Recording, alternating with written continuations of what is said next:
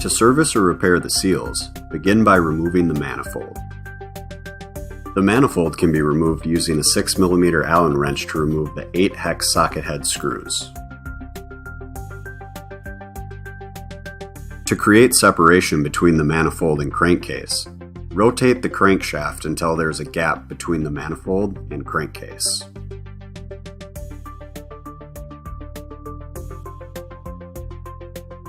Once separation has been made, use 2 flat-tipped screwdrivers to pry manifold away from the crankcase.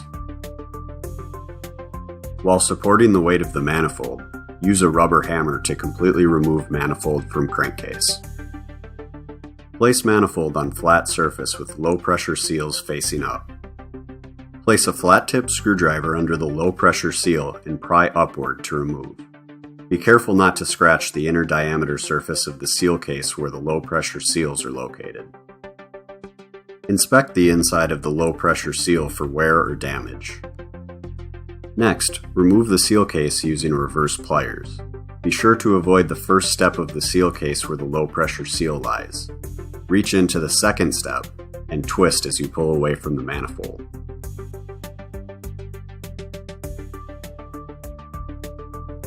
Inspect the seal case O-rings for cuts, nicks, or damage, and also the high-pressure surface of the seal case for scoring or damage. Place a flat-tip screwdriver under the high-pressure seal and pry upward to remove. Ensure you do not score the inside of the manifold. Inspect the inside and outside of high-pressure seal for excessive wear or damage.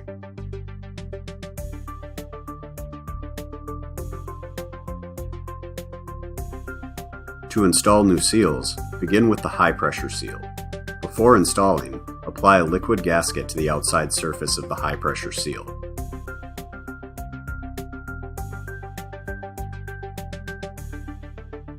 You will notice that one side of the high-pressure seal has a groove. Install with the groove side facing down and press into place.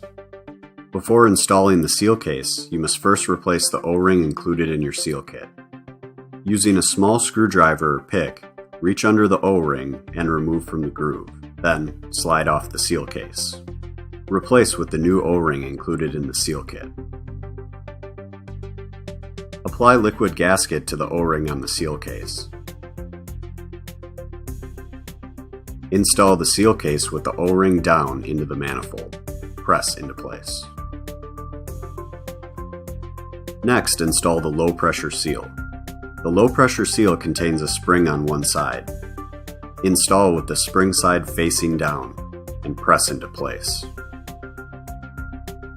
Before reinstalling the manifold, be sure to replace the plunger retainer gasket included in the seal kit. Begin by removing the seal retainer. The seal retainer has 2 holes, one of which has 2 small tabs which are installed facing down into a slot into the crankcase.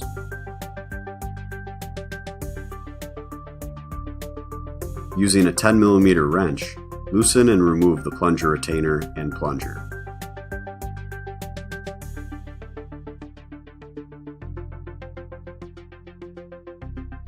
Inspect the plunger retainer gasket for nicks or tears.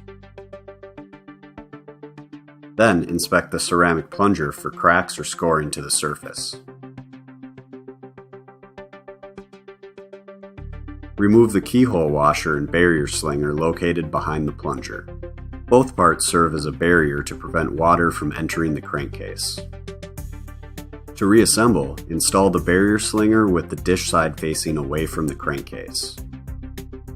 Next, install the keyhole washer. The slot can face in any direction.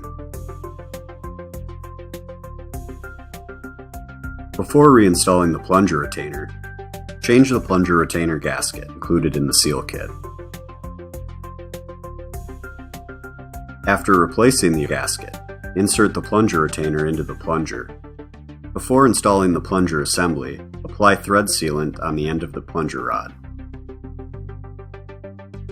Install plunger assembly and tighten using a 10 mm wrench. Torque to specification. Install the seal retainer with the tabs facing down.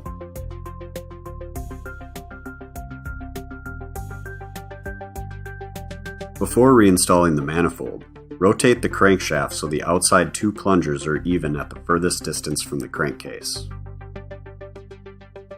Install the manifold by hand, ensuring even alignment.